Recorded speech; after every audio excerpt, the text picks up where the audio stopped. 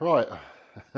Well, this was meant to be £200 to £250, and like the journey of that. Well, that's what my last videos were when I stopped uploading them. So alas, we are not £200, and we're not £250. We're about £265 now. So I thought now would probably be a good time to do an update and then start doing some more videos. So I'm going to do a full day of eating today. Today is a high day.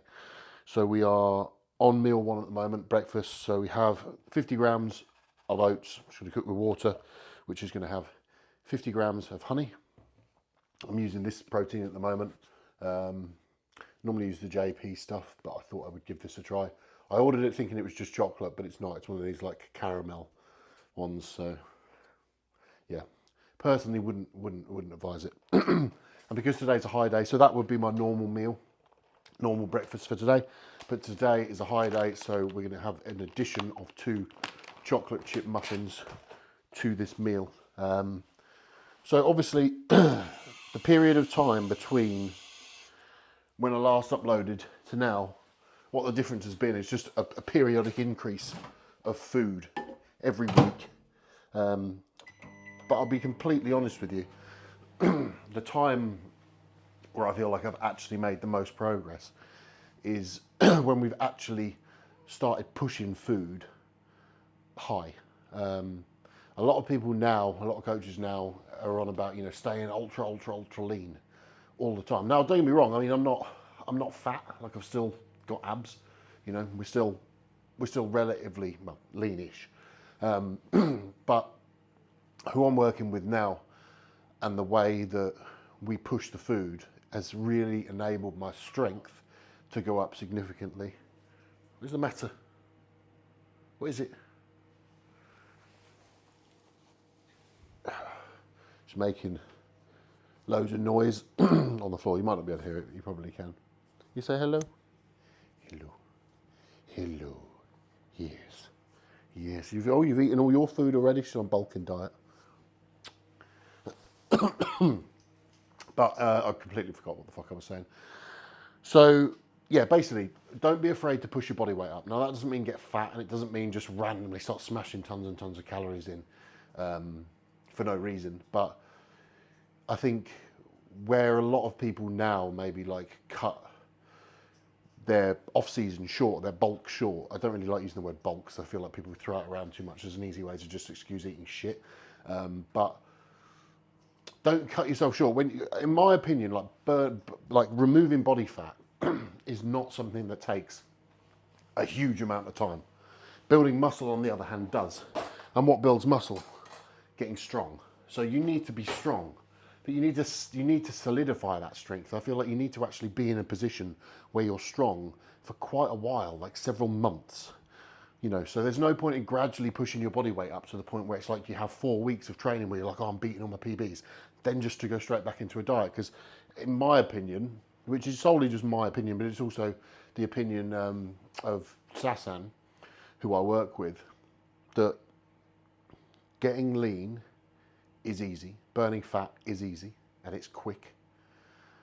In an off-season setting, you need to push your body weight up. You can use food to your advantage, meaning that you don't need to use the other sort of super supplements as much. You still need to use them, obviously, but you don't need to use them to the dosages that some people do. And that, to be honest with you, really is true, because I'm someone like when I worked with Jordan years ago, JP years ago, we used to push things like pretty hard.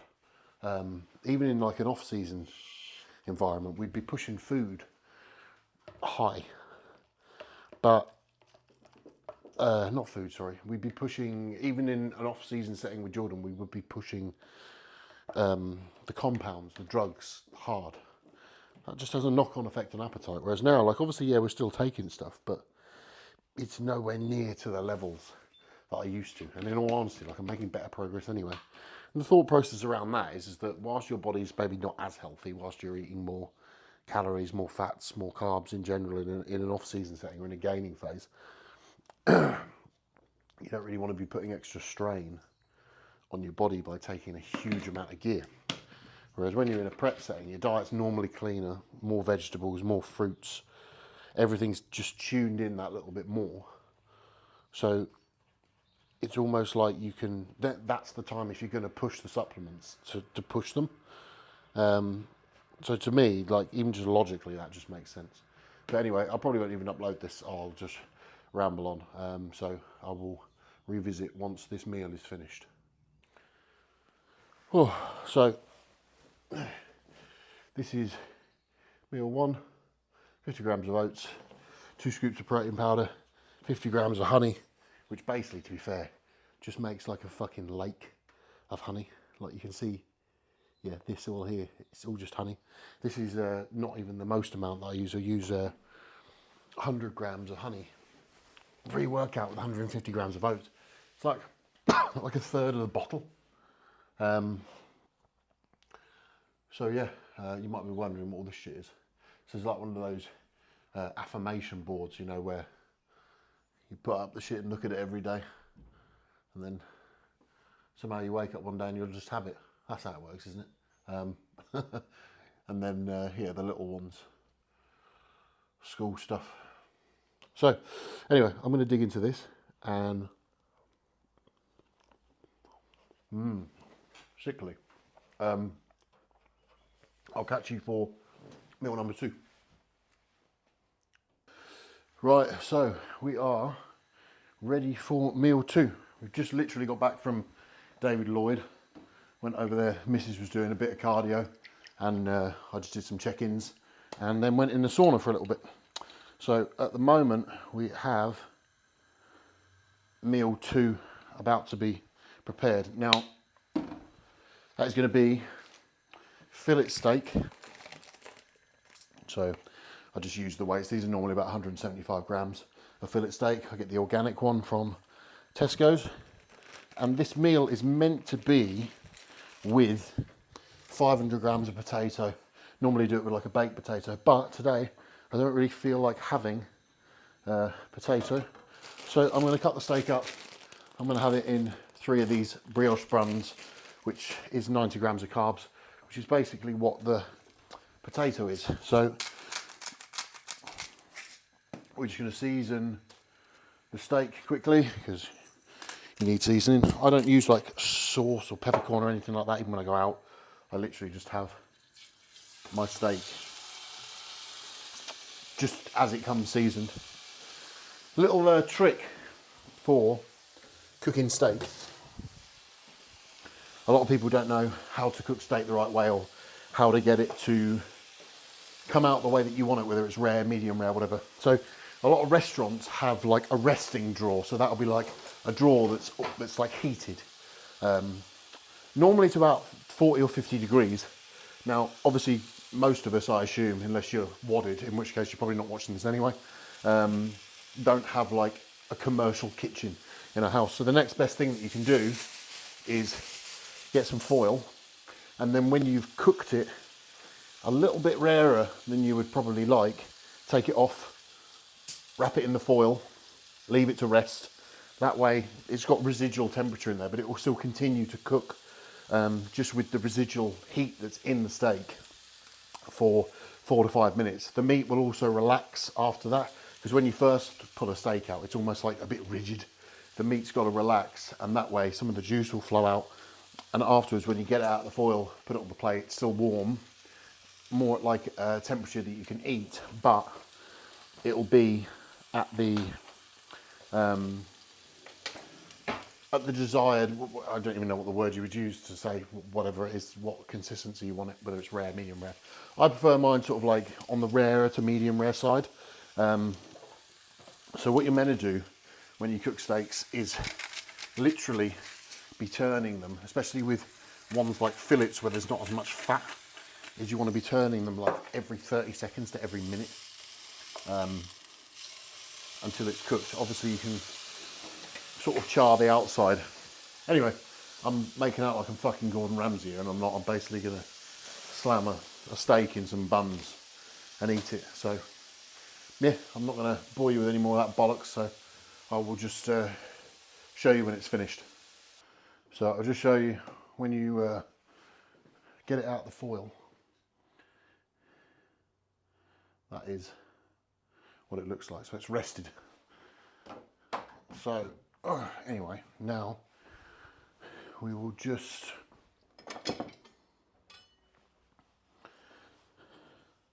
chop it up and then put it in the rolls, and then I'll show you in a second what it looks like when I've done that. And yeah, that's about it.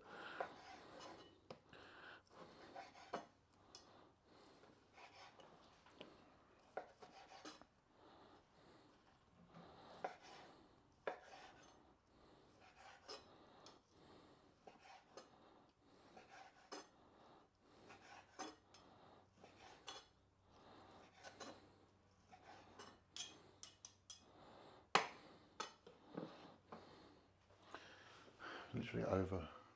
So anyway, quickly we're finished. So that is basically what it looks like, because I didn't want to have potato. So bon appetit. Let's here's something Gordon Ramsay wouldn't do, is put some ketchup on it, but I'm going to do that anyway because I want to. So there we go.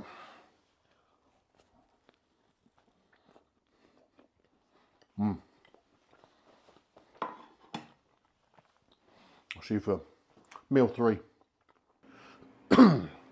So next meal now is pre-workout. Yes, you're in the shot. I'm going to need your help anyway. So we have at the moment 150 oats with 2 scoops of the protein powder from before. Now, I just want to illustrate. So I have to have 100 grams of honey with this meal. So I'll give my assistant a camera just to show quite how much 100 grams of honey actually is. Now obviously it is pretty sickly, but when you're pushing food to the point where your appetite's not going to be the best, it does, I mean, this makes it a hell of a lot easier to get those extra carbs in.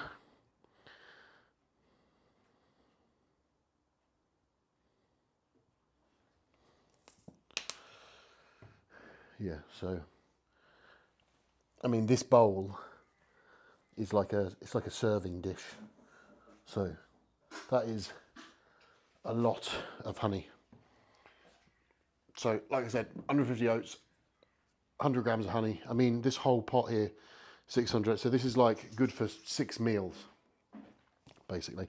And then this is what I would have on a normal training day anyway, but we need some extra carbohydrates in this meal, which I literally just get from adding this, which makes it quite nice. Because maybe halfway through this meal or 3/4 of the way through this meal, I might just start necking it with this to make it a little bit easier to get it down. So that is our pre-workout meal that I'm going to eat now. And then we actually today have cheat meal post-workout.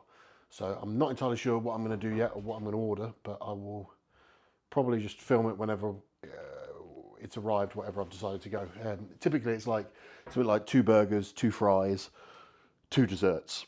So I'm not sure what I'm going to do, but now he's just said you can literally just have whatever you want, which I'll be honest with you, post-workout, especially at this point when you train really hard, don't really want to eat anything. So at this stage, an ideal post-workout meal would be an empty plate, but obviously that's not going to get us where we need to be, to make the progress that we need to make, so that when we get on stage it's actually with a decent amount of muscle. I'm being like slightly just under 6'1", and at the moment I'm just sitting under 270 in an off season. For someone who's just under 6'1", that's not heavy at all. So, you know, I could be, if I could be lucky when I diet down, I could be like 220-ish, 225. Yeah, that's not big. Not big by NPC standards in open bodybuilding. So lots more work to be done yet, but you've just got to consistently keep doing this over and over and over and over again. Basically, it's a competition as to who can be the most boring bastard. So if you're good at just doing the same shit day in, day out, which is basically all this is, and just sticking with it, then you'll make progress, no matter what your goal is. That's pretty much how it works. It's just do the same thing over and over and over again, and you'll get there. And it's not the sort of thing that happens in 6 months. It takes a decade, realistically, to have like a really good competition-worthy physique. Anyway, I'm rambling, talking shit, so I'm going to eat this, and I'll update you on the other meal when I have it. Right, so post-workout, we've actually tried this new burger place. It comes in these boxes. So, I can't actually remember what I ordered, but they look pretty big. So there's one. I'm literally just showing you shit in a box, so just give me 1 second and I'll get it out and then I'll show you what it looks like. So, that is what we're working with. So they look pretty damn good. Got little bits of potato in there as well. All these different sorts of cheese. I'm not even sure what that is, but it looks good either way. So part one of the post-workout. One of the other things post-workout is this bottle of CMP Recover, which is about 50 grams of carbs, 24 grams of protein. This bottle of Carbo Load as well, which is how much? It is about 50 grams of carbs as well, so we've got that down. We've also got the rest of this, and then we'll have some desserts afterwards. We also have some chips, and we also, forgot about it, have this chocolate milkshake. Perfect. So here we are, last meal of the day on a high day, and what better way to finish it off? I need something to drink. Bear with me. By the power of magic, I have arrived with some water. Right, I say I needed a drink because with this meal I need to have some of this beforehand. And the reason why I need to have some of this beforehand, specifically, is this is the meal. Lucky me. And if I don't take this, lucky missus, who will then have to endure the aftermath of what will happen as a result of drinking this without a digestive enzyme. I'm all right because I have to use a CPAP. So my air is taken from, I actually put my CPAP on the floor. So my air is taken from down there, not in the bed. So, you know, drinking these and the aftermath is no real odds to me because I can't smell it anyway because I've got a fucking mask on. But to be decent, and also to make sure that we're actually absorbing the majority of this, we want to make sure that it's getting broken down properly. So, simple.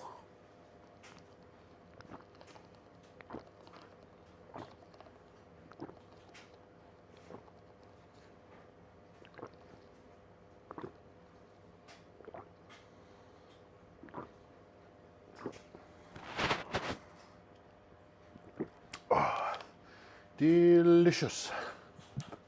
Something like that, anyway. I mean, to be honest with you,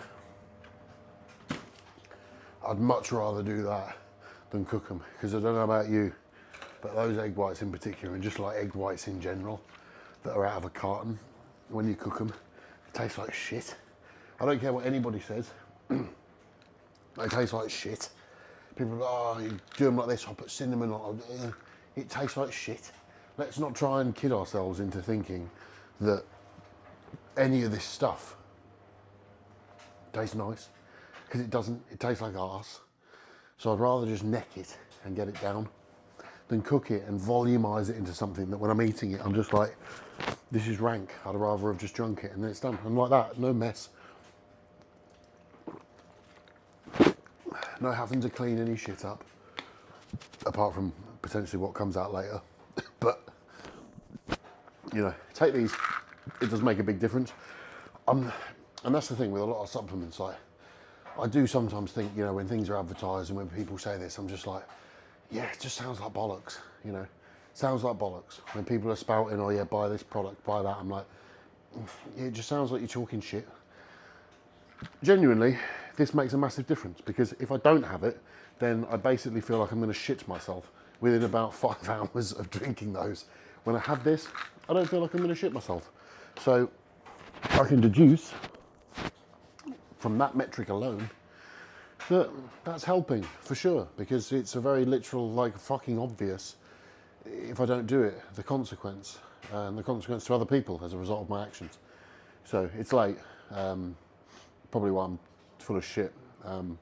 But that is the high day in a nutshell. So it's not particularly exciting. None of this stuff really is that exciting. But if it helps anybody watching, out of the 3 people that watch this, then if you've made it this far, then hopefully it's been insightful. For myself, I'll always be honest. When people message me on Instagram, I'm not someone who's just, going to send you some fucking bullshit marketing spiel telling you just sign up and pay me a load of money. I help a lot of people for free. I give people, if people want to ask questions, because everybody starts somewhere and not everybody can afford to hire coaches. And now, especially in today's world, it's very hard to find people who are actually genuine and how to know whether or not what you're getting is actually good or whether you suit that person or whatever, blah, blah, blah, blah, blah. Especially now that like every man and his dog and his dog's mate is a coach. I've been bodybuilding. It might not look like it. I did take 6 years off after I got divorced, but I've been bodybuilding since 2012. Properly since 2012. Been bodybuilding. I wouldn't say bodybuilding. I've been lifting weights since like 2006. But bodybuilding properly since I would say 2012, 2011, 2012. 2012 was when I first started coaching with Jordan Peters. So I was with Jordan for, I'd say 2 to 3 years. And then I worked with Luke Sando for a period after that. One of my friends at the time, who actually owns Muscle Works in Orpington now, a guy called John Thurston, who's sound as fuck to be fair. He was working with a coach who I'm not going to name because he basically let me have his plan as well. So I did that for a while and learnt various protocols which were useful, and I made a lot of experience. Then I got divorced and then didn't do anything, cold turkey year, didn't train for 6 years. Actually started training for Ironmans, trying to be really healthy. So I literally lost fucking tons of weight and started doing loads of swimming, loads of running, loads of this. And then I want to say January 2023, I started training again. And if you go on my Instagram and you look at the pinned post where there's a before and an after, that is the beginning of January 23 to July 23, which really does show you that muscle memory is a thing, because the progress between the two is quite funny. And I actually weigh less in the after picture than I did in the beginning picture, despite being considerably a lot bigger. Anyway, the point of this is that it takes a very long time to understand how to do things. I'm still learning. I work with Sasan now, just because I feel like our ideas of how to do things sort of align. And that's the way that it is. That's how it is with coaching. Is, you've got to work with someone who you really gel with. And if you don't gel with someone, that's nothing against that person, and that's nothing against their methods or to say that their methods are wrong. It's just a personal thing, and that's one of the things with a lot of these things now, where everybody online is saying, "Oh, I'm this, I'm that." It's, you've got to actually be able to get on with someone, and then also they've got to be able to, know what they're talking about. That's the sort of the prerequisite bit, is you expect somebody to know what they're talking about. You expect somebody to be able to deliver results. But after that, it's more about a personal level, in the same way that you wouldn't socialise with certain people. So anyway, I'm going to go to bed because it's whatever fucking time it is. It's about 11. To be honest, we watched Harry Potter with me, missus and the little one earlier, and I felt absolutely fucking shagged from training that by the time the film had finished, I thought it was like 1:30 in the morning, and it was like about 10 o'clock. So anyway, hopefully this was informative. I'm going to start doing these more often, just documenting on the weekends or towards the weekend, like just full days of eating and stuff like that, because I know people seem to like watching them. And if you do, then great. And any suggestions or any of that sort of bollocks, stick in a comment, and obviously I will read them, because there probably won't be many comments anyway.